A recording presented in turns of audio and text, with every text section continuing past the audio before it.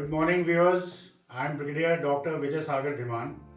आज हमारे यहाँ पे इस वक्त पोलिंग चल रही है। Second phase of polling Bharat की जनरल इलेक्शंस की चल रही है और कल दूसरे फेज की पोलिंग होने जा रही है।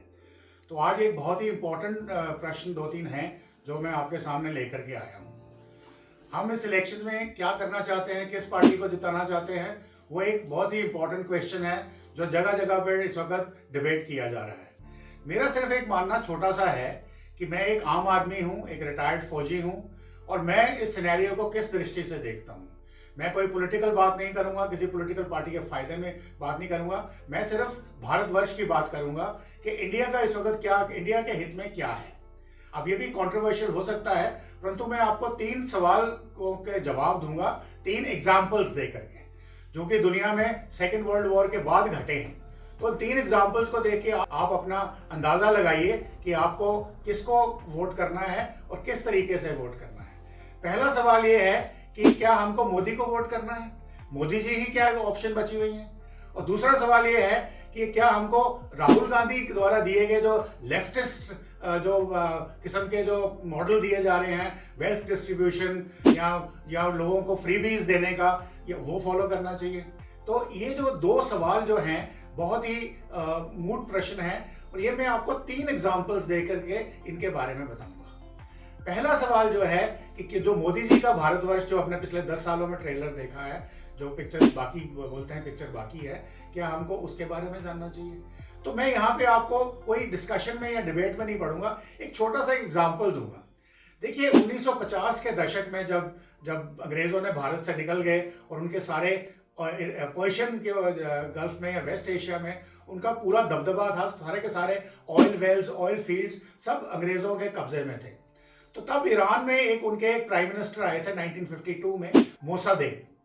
तो उन्होंने बोला कि ये सरासर नाइंसाफी है कि ऑयल हमारा है और 80% ऑयल जो है वो ब्रिटिश ले जाते हैं, यूके ले जाता है और 20% हमारे लिए छोड़ा जाता है।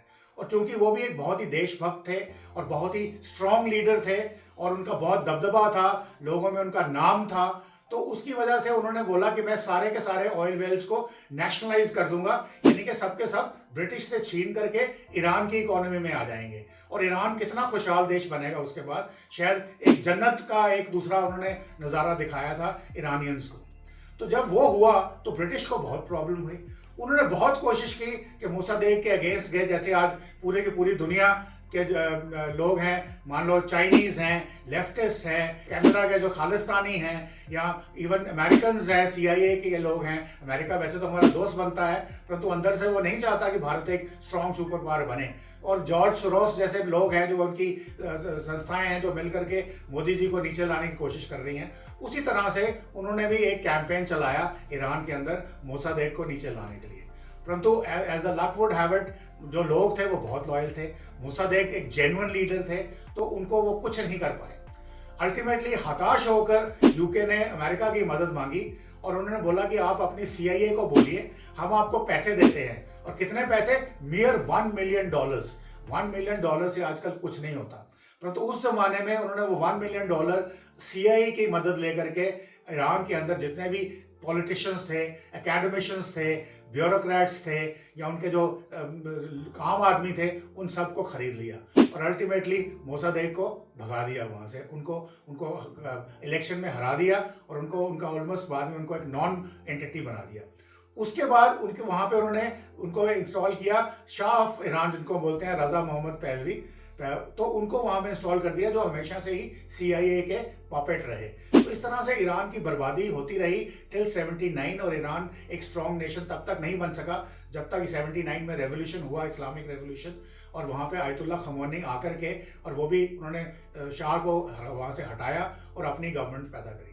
तो अगर आप चाहते हैं कि ये जो लोग अभी मोदी जी के अगेंस्ट हैं, वो एक्चुअली मोदी जी के अगेंस्ट नहीं है, वो इंडिया के अगेंस्ट है। वो नहीं चाहते कि भारत एक बड़ा मजबूत राष्ट्र बने, तो इसलिए वो पूरा का पूरा जो अपना एफर्ट है वो तभी उनका पॉसिबल हो सकता है अगर वो मोदी को अगली 3rd टर्म में ना आने दें। तो अब आप डिसाइड कीजिए कि आपने मोदी जी को वोट करना है, को किसी और को वोट करना है।